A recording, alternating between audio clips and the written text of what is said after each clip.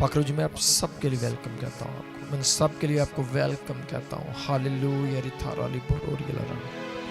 एक एक के ज़हन को खोल और खुदावंद अपने जलाल पे तैयार कर। सब तेरे कलाम को सीखें समझें, तेरे जलाल के लिए तैयार हो।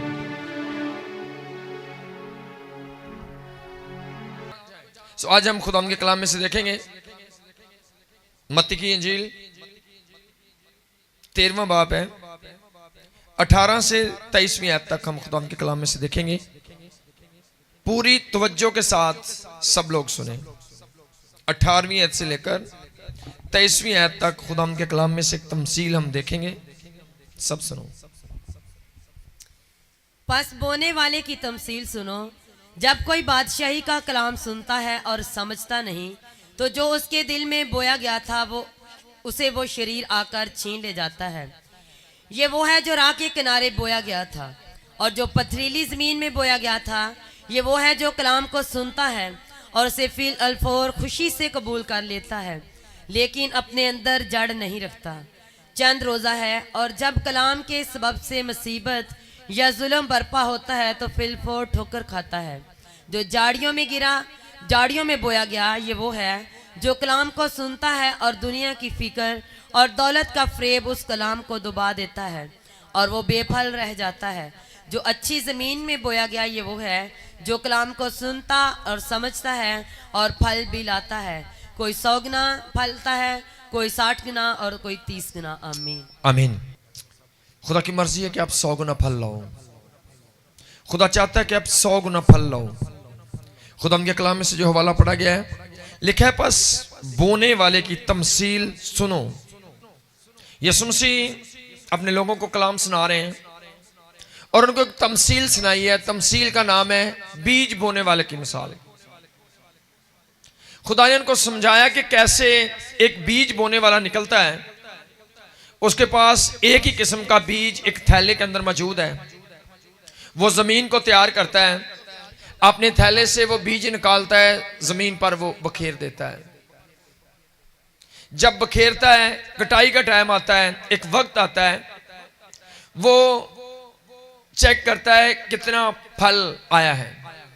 और जब वो फल को देखता है तो वो 4 किस्म के फलों का जिक्र करता है, 4 किस्म की जमीन का जिक्र करता है। वो कहता है पहला बीज, कुछ दाने ऐसी जगह पर गिरे कि वो जमीन के दरमियान में नहीं बल्कि वो राह के किनारे गिर गए, क्योंकि वो रास्ता था। वो किनारे गिरे और किनारे गिरने की वजह से क्या हुआ कि हवा के परिंदों ने आकर उस बीज को चुग लिया। परिंदे उस बीज को राह के किनारे पड़े थे, उनको वो उठाकर ले गए, उन्होंने खा लिया और उस बीज ने कोई फल पैदा नहीं किया। क्यों फल पैदा नहीं किया? क्योंकि वो राह के किनारे गिरा हुआ था। ऐसी जमीन थी जिसके अंदर एक रास्ता था, एक राह बना हुआ था, यहां पर से अक्सर लोग गुजरते थे। वो राह के किनारे बीज अच्छा था, लेकिन वो गिरा अच्छी जगह पर नहीं था। वो ऐसी जगह पर गिरा जो राह का किनारा था, इसलिए वो कोई फल ना ला सका। क्यों फल नहीं लाया? क्योंकि वो गहरी मिट्टी के अंदर नहीं था, वो एक राह के किनारे पड़ा हुआ था। बीज तो चाहता था कि वो फल लाए, लेकिन क्या हुआ कि जब वो पड़ा हुआ था उसके ऊपर कोई मिट्टी नहीं थी, वो गहरे में नहीं था, वो छुपा हुआ नहीं था। परिंदों ने आसानी से आकर उसको उठा लिया और उसने कोई फल पैदा नहीं किया। और लिखा है कि राह के किनारे के कौन है? लिखा है जब कोई बादशाही का कलाम सुनता है और समझता नहीं, तो जो उसके दिल में बोया गया था उसे वो शरीर आकर छीन ले जाता है। और ये वो है जो राह के किनारे बोया गया था। बीज राह के किनारे बोया गया। कौन से बीज हैं? कि ये वो बीज है जो इंसानों को खुदा का कलाम सुनाया गया। उन्होंने कलाम सुना, लेकिन उस कलाम की उनको समझ नहीं लगी। कलाम की समझ नहीं लगी। जब उनको समझ नहीं लगी तो उन्होंने उसको अहमियत नहीं दी, उन्होंने उसको कीमती नहीं समझा, उन्होंने उसकी हिफाजत नहीं की। शैतान ने देखा कि इनको इसकी कदर व कीमत का पता ही नहीं है, इनको इस कलाम की समझ ही नहीं है। तो आसानी से शैतान आया, उसने उसके इंसानों के अंदर से कलाम चुराकर वो ले गया। जो कलाम सुना था उसे चुराकर वो ले गया, और इसलिए वो कोई फल ना लाया। सो पहले कलीसिया में 4 किस्म के लोग हैं। एक ऐसे लोग हैं जो राह के किनारे की जमीन की तरह हैं, जो हमेशा कलाम सुनते हैं लेकिन कभी भी उनको कलाम की कोई समझ नहीं आती। वो सुनते रहते हैं, कभी भी वो कुछ करते नहीं है, उनकी जिंदगियों में कोई तब्दीली नजर नहीं आती। अगर उनको 10 साल पहले गुस्सा आता है, आज भी उनको गुस्सा ही आता है। वो 5 साल पहले गालियां निकालते हैं, चर्च में आने के बाद भी बिल्कुल उसी तरह से चलते हैं। वो बार बार कलाम सुनते हैं, पास्टरों से रफाकत करते हैं, लेकिन कोई तब्दीली उनकी जिंदगी में नहीं आती। जो सारा कलाम उनके अंदर बोया जा रहा है, जो हर संडे को, बुध को या और तरीकों से सुनते हैं, वो फल क्यों नहीं ला रहा? क्यों फल नहीं आ रहा? क्यों कुछ नजर नहीं आ रहा? लोगों की जिंदगियों में तब्दीली क्यों नहीं आ रही? चेंजिंग क्यों नहीं आ रही? वजह क्या है? कलाम वो सुन रहे हैं लेकिन वो कलाम को समझ नहीं रहे। जब कोई बंदा कलाम को समझता नहीं तो शैतान आकर कलाम को चुरा कर ले जाता है। हर किसी की जिंदगी में से शैतान कलाम को चुरा कर नहीं ले जाता, ना वो ले जा ही सकता है। किन लोगों की जिंदगी से इब्लीस कलाम चुरा के ले जा सकता है? जो कलाम को समझते नहीं। अगर आप समझने के लिए अपने को पेश कर दो, कलाम की बारी है, या बोझ से दुआ कर रहे हो, घुटने टेक रहे हो, हाथ उठा रहे हो, खुदा मुझे समझ दे, समझ दे, समझ दे। आपने सुना है, आपको कुछ बातें नहीं याद आई, नहीं समझ लगी, आपने घर में जाकर किसी से रफाकत की है, आपने नेट पर दोबारा से सुना है उस मैसेज को, आपने कोशिश की है, जाकर घर में दोबारा से आपने वो हवाले पढ़े हैं, आप मशक कर रहे हो, आप समझना चाह रहे हो, आपके अंदर बोझ है जानने का, समझने का। शैतान 1000 कोशिश करे, आपके अंदर से कभी वो कलाम को चुराकर नहीं ले जा सकेगा। किन लोगों की जिंदगी से कलाम चुराएगा? जिनको कलाम की समझ नहीं आती। जो लोग पहले कर रहे हैं, कलाम सुनने के बाद कोई चेंजिंग नहीं जिनके अंदर आती, जिनको थोड़ी देर के लिए भी कोई फर्क नहीं पड़ता, वो अपनी बातों पर अड़े रहते हैं, ये वो लोग हैं कलाम तो सुना इन्होंने लेकिन वो राह के किनारे थे, उनको समझ नहीं लगी। जब वो सुन रहे थे उस वक्त भी वो और नजरिए से सुन रहे थे, वो सीखना और समझना नहीं चाहते थे, उस पर अमल करने के ज़हन से नहीं सुन रहे थे। इसलिए शैतान जानता है कि इनको समझ नहीं लगी, वो बड़ी आसानी से आकर कलाम चुरा कर ले जाता है, बंदा बेफल रह जाता है। खुदा की मर्जी पूरी नहीं होती है। खुदा क्या चाहता है? कलाम सुनो और 100 गुना फल लाओ। किन की जिंदगियों से कलाम चुराया जाता है? जो कलाम को समझते नहीं, जिनको समझ नहीं लगी खुदा के कलाम की, खुदा की मर्जी क्या है। हाँ, कुछ लोग बड़ी हिम्मत करके बड़ी वो कोशिश करते हैं ऐसी जगह पर बैठूं जहां पर मुझे कोई डिस्टर्ब ना करे, कोई भुलाए ना, मुझे इधर उधर ना देखना पड़े, मैं पूरी तवज्जो के साथ कलाम को सुन लूं, मैं समझ लूं, मुझे जानना है, मुझे समझना है, मुझे जाकर आगे भी लोगों को सुनाना है, और मैं वाकई गहरे पॉइंट नोट करना चाहता हूं। मैं देखना चाहता हूं मेरी जिंदगी में क्या गलतियां, क्यों मुसीबतें, क्यों परेशानियां, क्यों मैं पीछे रह गया हूं। वो जानने के लिए तैयार होते हैं, कलाम में से अपने मसलों का हल ढूंढते हैं, खुदा की मर्जी को जानते हैं। ऐसे लोगों को कभी कलाम भूलता नहीं है। जिन लोगों को कभी कलाम याद ही नहीं होता है, याद रहता ही नहीं है, ये कौन से लोग हैं? कलाम चुराया गया उनकी जिंदगियों से, शैतान कलाम चुराकर ले गया है, कभी फल नहीं लगने वाला। अगर बीज मट्टी में है तो ही फल लाएगा ना। अगर कलाम रह ही नहीं गया, शैतान चुराकर ही ले गया है, आपको याद ही नहीं, आपको पता ही नहीं, तो आप क्या अमल करोगे? सो किन की जिंदगियों में कलाम रहता है, मौजूद रहता है बीज? जो कलाम को सुनते हैं और समझते हैं। खुदा चाहता है गौर से सुनो और समझ जाओ। खुदा हमेशा आपकी रियायत कुछ सिखाता है, खुदा आपको। सो शैतान उनकी जिंदगियों से कलाम को चुरा कर ले जाता है जो कलाम को समझते नहीं। आपने एक बार सुना बीमारी कैसे जाती है, एक बार आपने खुदा के कलाम से सुना बीमारी ऐसे काम करो तो बीमारी हमारी जिंदगी से चले जाती है। कैसे घरों में बरकत आती है, कैसे खुदा रोटी पानी में बरकत देता है। क्या लिखा है? अगर आपने सुनकर समझ लिया तो शैतान कभी भी आपको परेशान नहीं करेगा। खुदा कलाम में लिखा है कि तुम खुदावंद अपने खुदा की इबादत करना, वो तेरी रोटी और पानी पर बरकत देगा। अगर आप गरीब हो और आपने ये कलाम सुना हुआ है कि तुम खुदावंद अपने खुदा की इबादत करना, वो तेरी रोटी और पानी पर बरकत देगा, आपको लग गई समझ इस कलाम की। आपने क्या किया? आप हफ्ते में एक बार इबादत करते थे, आपको ये कलाम समझ आया कि यार बरकत जो है वो सिर्फ खुदा के हजूर में घुटने टेकने से आती है, उसकी इबादत बंदगी के वसीला से आती है। हाँ, अगर मुझे घर में सरफराजी को देखना है तो मुझे खुदा की इबादत करनी है। आप एक की जगह आपने 2 मीटिंगें शुरू कर दी, 2 की जगह आप 4 शुरू कर दी, आप हर रोज चर्च में आना शुरू हो गए, आपने हर रोज अपने घर में फैमिली प्रेयर शुरू कर दी, हर रोज गीत गाकर आप दुआ करना शुरू हो गए, तो इसका मतलब कलाम आपको समझ आ चुका है कि मेरी सरफराजी का वाहिद जरिया जो है वो है खुदा की इबादत करना। लेकिन अगर आप गरीब भी हो, आप हर रोज कर्जे ढूंढते हो, इधर उधर जाते हो, आप बयान करते हो मेरे घर में आटा नहीं, चीनी नहीं, रोटी नहीं, मेरी ये मुश्किलात है, मेरी ये परेशानी है, और आप कलाम भी सुनते हो, तो इसकी वजह ये नहीं कि खुदा आपको गरीब कर रहा है। उसकी वजह कलाम आपने सुना, आपने कलाम को समझा नहीं, शैतान आकर वो कलाम चुरा कर ले गया है। आपको समझ नहीं वो आने देता कि आपको बरकत या सरफराजी कैसे मिलनी है। जिनको समझ लग गई कि घर के हालात कैसे ठीक होते हैं, तुम खुदावंद अपने खुदा की इबादत करना। कलाम सुना, आप गरीब थे, आपको समझ लगी, आपने जाकर घुटने टेक दिए, कहा खुदावंद हाँ, आज के बाद हर रोज खानदानी इबादत होगी, चर्च दूर है, मैं रोज नहीं जा सकता हूं, लेकिन मैं अपने खानदान के साथ गीत गा के, कलाम पढ़ के, दुआ करके तेरी हजूरी में हर रोज इबादत करूंगा। तो इसका मतलब आपको समझ लगी, आपने जान लिया। अब शैतान 1000 कोशिश करे, वो कभी आपको गरीब नहीं रख सकेगा। जब आपके हालात ठीक हो जाएंगे तो लोग देखेंगे ये बंदा बदल कैसे गया है, घर में सरफराजी कैसे आई है। वो आपका फल है, लोग देखेंगे कि ये बंदा पहले ऐसे था, अब ये बेहतर हो रहा है, सरफराजी आ रही है, हालात चेंज हो रहे हैं, माहौल चेंज हो रहा है, बीमारियां जा रही हैं, तब्दीली आ रही है। तो इसका मतलब फल लग गया, और फल लोग देख रहे हैं। लेकिन किन की जिंदगी में फल नहीं लगता?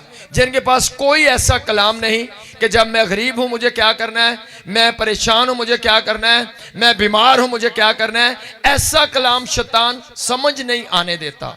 मेरे घर में परेशानी है, मुझे क्या करना है। सो अगर ये बातें आप जान चुके हो, समझ चुके हो, तो कभी शैतान आपको बेफल नहीं रख सकता। बड़े सारे लोगों के पास कोई टेक्निकल हवाला नहीं कि उनको पता हो कि अगर ऐसे हालात हो तो मुझे ये करना है। कोई ऐसी बात ही नहीं, कलाम ही ऐसा नहीं है लोगों की जिंदगी के अंदर, इसलिए वो बेफल हैं। खुदा ने बेफल नहीं रखा, खुदा ने फल लाने वाला बीज बहुत दफा कई बार आपकी जिंदगी में बो दिया। कलाम, खुदा ने कलाम नाज़िल कर दिया, खुदा ने ऐसा बीज बोया आपके अंदर जो कभी बगैर फल रह ही नहीं सकता। अच्छे वाला बीज, खुदा चाहता था ये बीज बड़े फल लाएं, आप 100 गुना फल लाओ। लेकिन मसला कहां पर बना? आपने कलाम को समझा नहीं। जब कोई समझता नहीं तो शैतान आकर चुरा ले जाता है। आपको पता होना चाहिए कामयाबी कैसे आती है, तरक्की कैसे होती है, गुर्बत कैसे जाती है, बीमारियां कैसे जाती हैं। अगर मेरा ये मसला है तो कैसे हल होता है? बार बार खुदा ने एक बीज आपकी जिंदगी में बोया होता है। जितने भी गरीब हैं खुदा ने उनको कलाम दिया होता है अमीर होने का। खुदा ना तो उनको गरीब करता है, खुदा ना किसी को अमीर करता है। खुदा एक बीज बोता है आपके अंदर, ऐसा कलाम। समझो इस बात को। खुदा क्या करता है? अगर आप बीमार हो तो खुदा एकदम से मुआवजा नहीं करता है, खुदा आपके अंदर शिफा वाला एक हवाला डाल देता है। आपने जब उस बीज को बढ़ने देना है, यानी वो हवाला क्या है कि तू खुदा यीशु मसीह पर ईमान ला तो तू और तेरा घराना निजात पाएगा। एक बीज है कि मैं खुदावंद तेरा शाफी हूं। आपके दिल में ये कलाम बो दिया गया है, ये एक बीज है। आपने अब जाना है क्या करना है? कहता खुदा मैं जानता हूं मेरा शाफी तू है, मैं बीमार कैसे रह सकता हूं। आप बार बार दुआ कर रहे हो, दुआ कर रहे हो, इसका मतलब अभी वो हवाला जो बीज बोया गया है वो बढ़ रहा है। एक दिन उसको फल लगेगा, उस दिन आपकी बीमारी चली जाएगी। सो खुदा जो है वो आपके अंदर एक बीज बोता है। बीज बोने का मकसद खुदा का ये होता है कि आप बहुत ज्यादा फल लाओ। करते क्या हो? जब आप कलाम समझते नहीं हो तो वो कलाम जो बोया गया है शैतान उसे चुरा कर ले जाता है, भूल जाता है। कोई ऐसा काम नहीं जो ना कर सके खुदावंद। खुदावंद आपके हर मसले का हल करने की कुदरत रखता है, लेकिन वो करता कैसे है? वो आपके अंदर एक बीज बोता है। आपका काम है उस बीज को बढ़ने देना। शैतान किन लोगों की जिंदगी से कलाम चुराता है? जो कलाम को समझते नहीं। आपकी तरक्की के लिए बीज बोया गया था आपके अंदर, वो कलाम था। आपकी शिफा के लिए बीज बोया गया था, आपने उस कलाम को समझा नहीं। शैतान आया, उस बीज को चुराकर ले गया, आप बेफल रह गए। लेकिन बेफल रखना खुदा का मंसूबा नहीं था। कितने लोगों का खुदा के कलाम में हम जिक्र कर सकते हैं जिन्होंने खुदा की मर्जी को नहीं जाना और वो कोई फल ना लाए। कितने इस्राएलियों को खुदा ने कहा, उनके अंदर बीज बोया था कि खुदा चाहता है कि निकलो मिस्र से, मैं तुम्हें कनान में ले जाऊंगा, लेकिन वो रास्ते में बार बार वो भटक जाते थे और जितने लोग निकले उनमें 2 के अलावा कोई भी वहां पर जा नहीं सका, बेफल रह गए।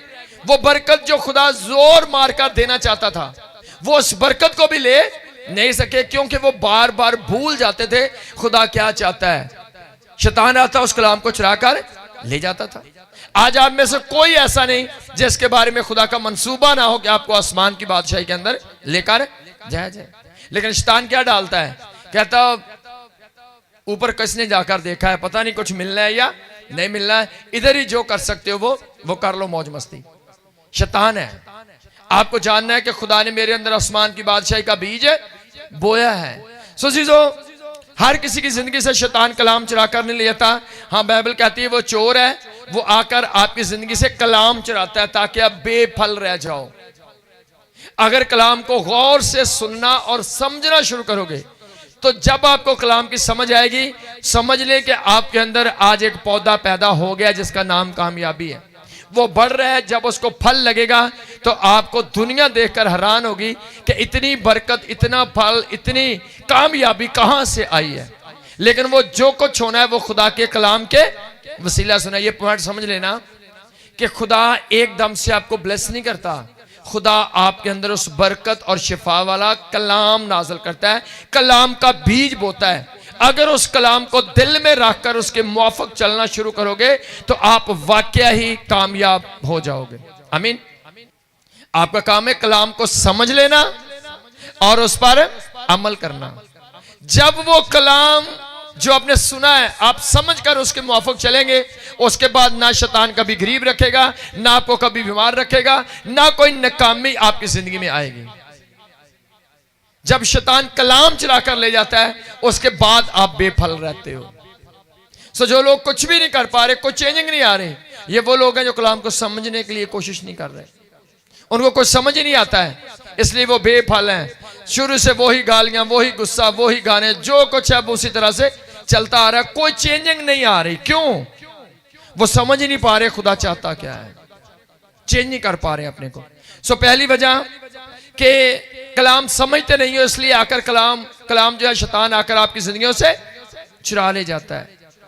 जोर मारो कलाम को समझने के लिए, पूरी कोशिश करो कि मुझे सच्चाई की बात को समझना है। जितने लोग बार बार गुनाह में गिरते हैं, मैंने देखा कुछ लोग हमारे लिए प्रॉब्लम बनते हैं, और ये वो लोग हैं जो कम कलाम सुनते हैं।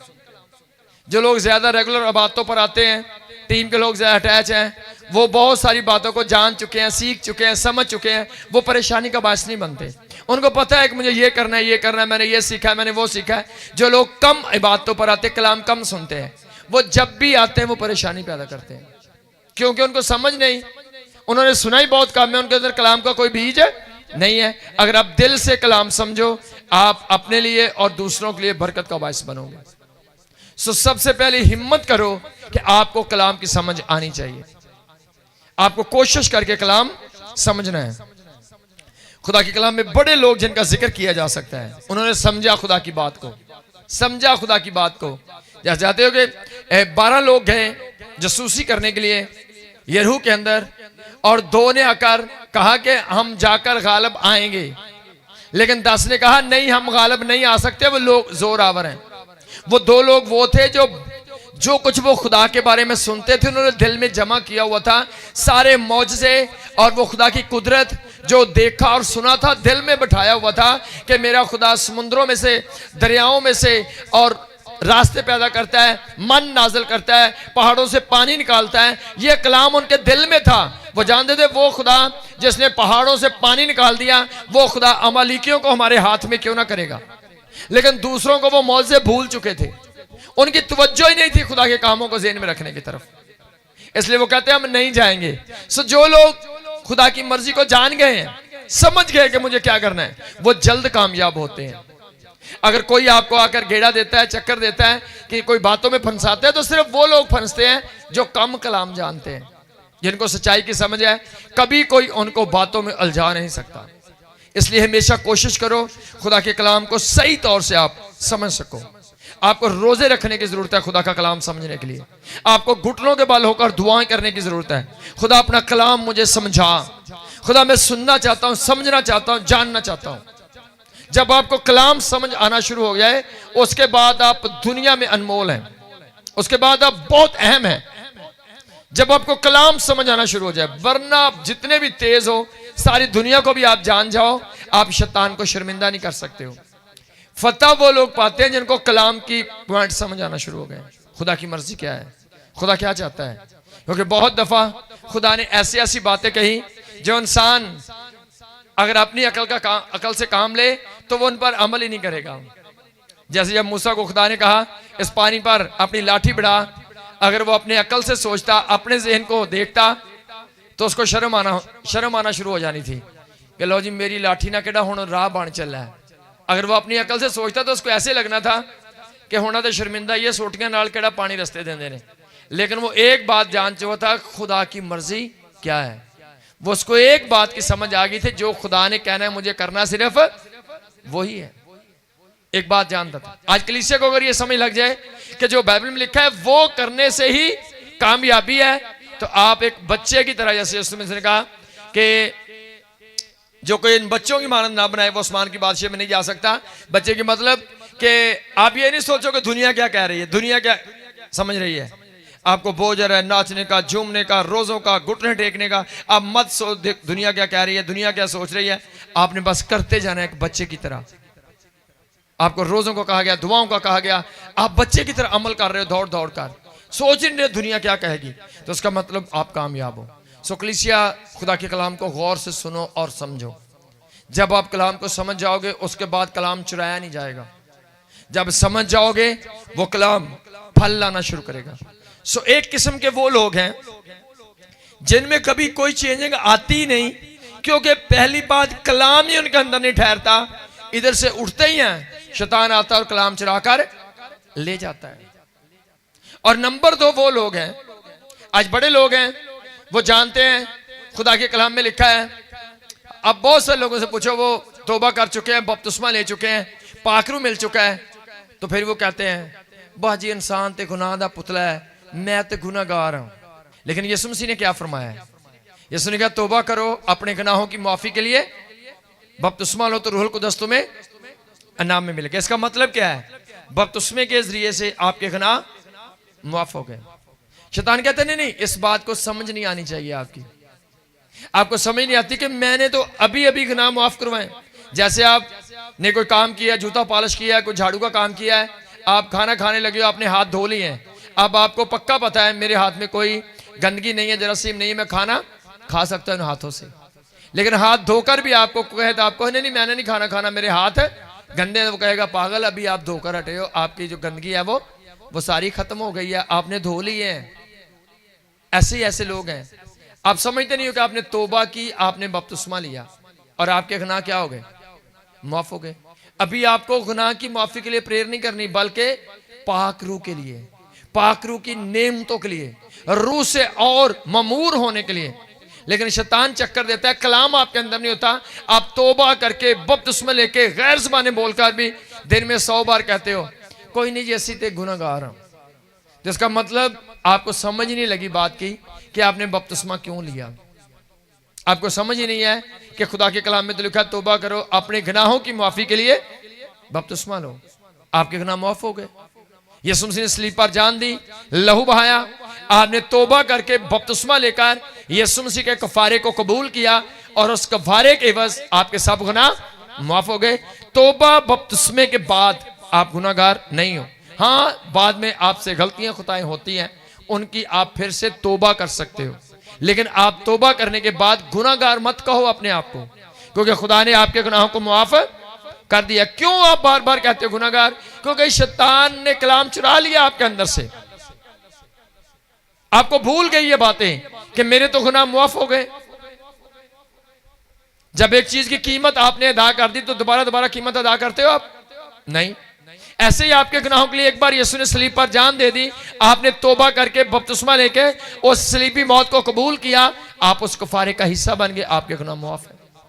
लेकिन फिर भी आप क्या कहते हो, हम गुनाहगार हैं। कभी मत कहो हम गुनाहगार हैं, कहो शुक्रगुजारी है कि यीशु ने मेरे गुनाहों के लिए स्लीब पर जान दे दी है, मेरे गुनाह माफ हो गए हैं, मैं चुन लिया गया हूं पाकीज़गी के लिए, ईमानदारी के लिए। तो इसलिए चीजों आपको कोशिश करनी है कि आपको खुदा के कलाम की समझ आए, पूरे दिल से बोझ के साथ समझो और जो समझते हो। और नंबर 2 लिखा है, सो पहले वो लोग हैं जो राह के किनारे हैं, जिनमें कलाम ठहरता ही नहीं है। और नंबर 2 लिखा गया है, और जो पथरीली जमीन में बोया गया, ये वो है जो कलाम को सुनता है और उसे फिल फौर खुशी से कबूल कर लेता है, लेकिन अपने अंदर जड़ नहीं रखता, बल्कि चंद रोजा है और जब कलाम के सबब से मुसीबत या जुल्म बरपा होता है तो फिल फौर ठोकर खाता है। नंबर 2, वो लोग जो कलाम के सबब से जब को मुसीबत या जुल्म बरपा होता है तो वो ठोकर खाते और गिर जाते हैं। ये कौन से लोग हैं? ये नंबर 2 वो है जो पथरीली जमीन। कुछ लोग कैसे हैं जिनको पथरीली जमीन कहा जाता है।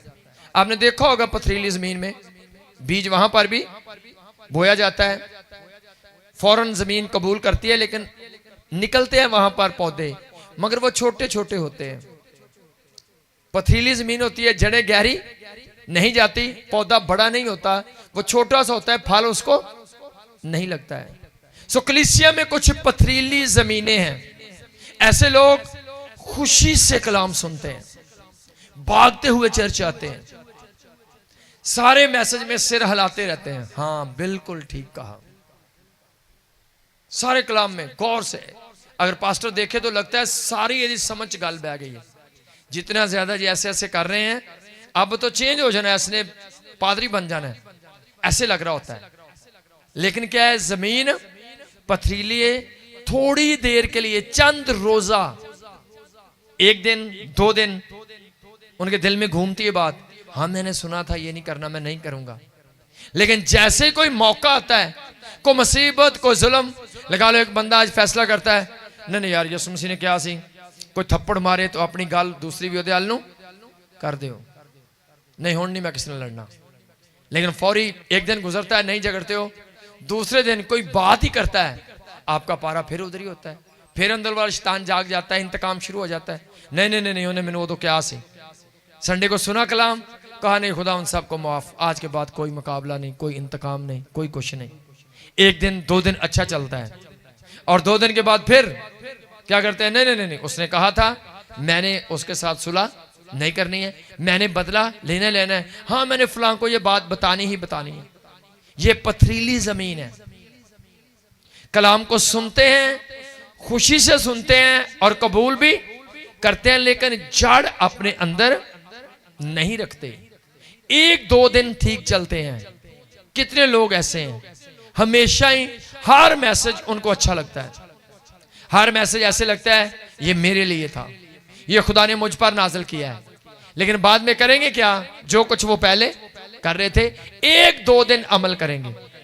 बाइबल कहती है चंद रोजा, थोड़ी देर के लिए वो कायम रहते हैं, लेकिन जब कोई जुल्म, को मुसीबत बरपा होती है, यानी जब कोई चेकिंग का टाइम आता है, वो गिर जाते हैं, कायम नहीं रहते हैं। अपनी जुबान पर, सोचों पर, आंखों पर कंट्रोल नहीं है, थोड़ी देर के लिए करते हैं, लंबा टाइम वो चलते नहीं है, इसलिए वो कोई फल नहीं लाते।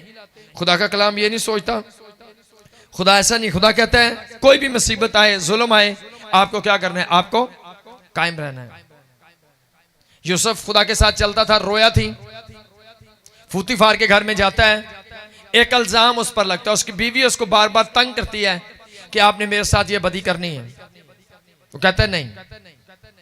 लेकिन उस रास्तबाजी के काम की वजह से कि उसने अपने आप को हरामकारी से रोक कर रखा, कोई गलती गुनाह में नहीं पड़ा, कोई भी नाफरमानी नहीं की, उस पर इल्जाम लगा और उसको जेल में डाल दिया गया।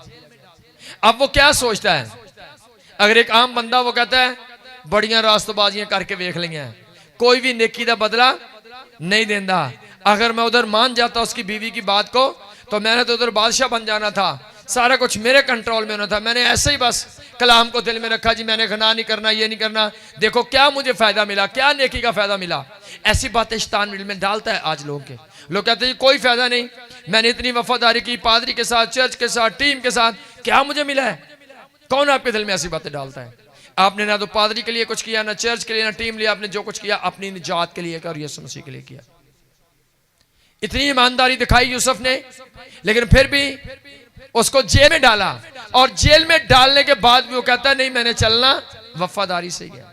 जेल के अंदर जाकर भी सारे कामों को बड़ी वफादारी के साथ कर रहा है, दुआ बंदगी में उसी तरह से चल रहा है, उसी तरह उसकी नाइट प्रेयर है, उसी तरह खुदा के साथ है राब्ता है। जेल में जाकर भी वो मस्सा उसके ऊपर उसी तरह से है, उसके ऊपर झूठा इल्जाम लगाया गया, कैद में डाला गया, उसने खुदा को नहीं छोड़ा, जेल में दुआ बंदगी करता है, किसी को ख्वाब आती है उसकी तबीर करता है, यानी पाकरू उसके साथ काम कर रहे हैं, खुदा के साथ उसका राब्ता है। कोई उसकी रूहानी जिंदगी के अंदर जो है वो चेंजिंग नहीं आई कि मुझ पर झूठे इल्जाम लग गए, मुझे तो ईमानदारी की वजह से पकड़ा गया, मैंने आज के बाद नेक काम करने ही नहीं, दुआ करने ही नहीं, मुझे तो फायदा ही कोई नहीं हुआ। कोई चेंजिंग नहीं। कहता कोई बात नहीं, कोई जुल्म बरपा हो, कोई मुसीबत आए, तो भी मुझे खुदा के साथ उसी तरह से चलना है। अगर सोचो उसको मुसीबत और जुल्म बरपा उस पर हुआ और वो नहीं हटा अपनी रास्तबाजी से, तो उसका अजर उसको क्या मिलता है? वो थोड़ी देर के बाद अपने मुल्क का वजीर आजम बन जाता है। लेकिन अगर पहली जो उसको सजा मिली है, ईमानदारी की सजा, अगर वो उसमें छोड़ देता, ठोकर खाता, गिर जाता कि आज के बाद मैंने ईमानदारी से चलना ही नहीं है, कोई अजर नहीं मिलता, कौन पूछता है खुदा के लोगों को, तो फिर वो जेल में हमेशा कैदी रहता, ना कि वो तख्त तक पहुंचता। लेकिन उस पर जुल्म मुसीबत आई, इसके बावजूद उसकी दुआया जिंदगी, उसके रोजे, उसका खुदा के साथ राब्ता तल्लक मुकम्मल बहाल रहा। वो जेल में रहकर भी ख्वाबों की तबीर करता है, जो खुदा से पूछता है कहता है, खुदा के साथ एक अच्छा उसका राब्ता है। सोच बड़े लोग हैं, जब कोई जुल्म या मुसीबत बर्पा होती है तो उसके बाद वो ठोकर खाते और गिर जाते हैं और वो फल नहीं लाते। लेकिन खुदा क्या चाहता है? आपको फल लाना है। आपको लानतान हो सकता है, आपको रोका टोका जा सकता है, आपको बेइज्जत किया जा सकता है, इल्जाम लग सकता है, लेकिन कभी अपनी रूहानी जिंदगी के अंदर कोई तब्दीली ना करें, उसको बेहतर से बेहतर बनाते जाएं, सब हालात चेंज हो जाएंगे यूसुफ की तरह। अगर आप वफादार से चलते रहोगे तो हालात चेंज हो जाएंगे, सब कुछ बेहतर हो जाएगा। सो नंबर 3 लिखा है खुदा के कलाम में कि और जो झाड़ियों में बोया गया ये वो है जो कलाम को सुनता है और दुनिया की फिक्र और दौलत का फरेब उसको दबा देता है और वो बेफल रह जाता है।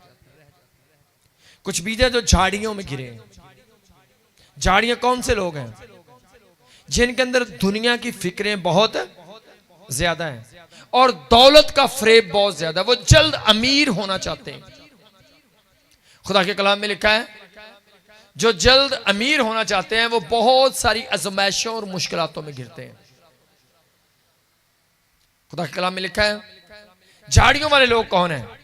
जो कलाम सुनते हैं, खुशी से कबूल करते हैं, लेकिन वो लंबा टाइम खुदा के साथ नहीं चलते।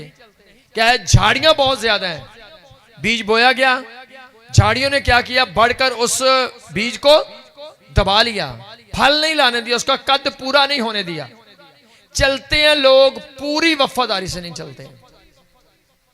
झाड़ियां अपने अंदर रखते हैं, ख्वाहिशें अपने अंदर रखते हैं, अमीर होने के लिए सब उल्टे सीधे काम करते हैं। दुनिया की फिक्र, वो किसी दुनिया के बंदे को छोड़ना नहीं चाहते, वो अपने तल्लक कायम रखना चाहते हैं। वो दुनिया के लिए कुछ भी कर सकते हैं, संडे की सर्विस छोड़ना पड़े, इबादत छोड़ना पड़े, वो किसी के लिए कुछ भी कर सकते हैं। ये झाड़ियां हैं। झाड़ियां आपकी ख्वाहिशें हैं, जो आपके अंदर बहुत ज्यादा ख्वाहिशें हैं, वो ख्वाहिशें आपको रूहानी तरक्की नहीं करने देती। अगर आप अपने अंदर से झाड़ियों को खत्म करेंगे, अपनी ख्वाहिशों को मारेंगे, क्योंकि खुदा का कलाम कहता है अगर तुम जिस्म के मुआफिक जिस्म के काम करोगे तो फिर तुम मरोगे, अगर रूह के मुआफिक चलोगे तो हमेशा जीते रहोगे। अगर आप जिस्मानी ख्वाहिशों में ही जिंदगी बसर करते हैं, मुझे दोस्ती पालनी है, गपशप लगानी है, मुझे गाने सुनने हैं, मुझे फला रिश्तेदारी को पालना है, मुझे दौलतमंद होना है, दिन रात कारोबार करना है, दुआ नहीं, रोजा नहीं, झाड़ियां आपके अंदर हैं, वो झाड़ियां आपको आगे नहीं बढ़ने देती। और लास्ट पर लिखा है कि कुछ बीज अच्छी जमीन पर गिरे हैं, वो फल लेकर आए हैं। अभी उनकी भी किस्में हैं, कुछ 30 गुना, कुछ 60 गुना, और कुछ वो भी 3 किस्म की जमीन है। अच्छी जमीन में भी 3 किस्म के लोग हैं।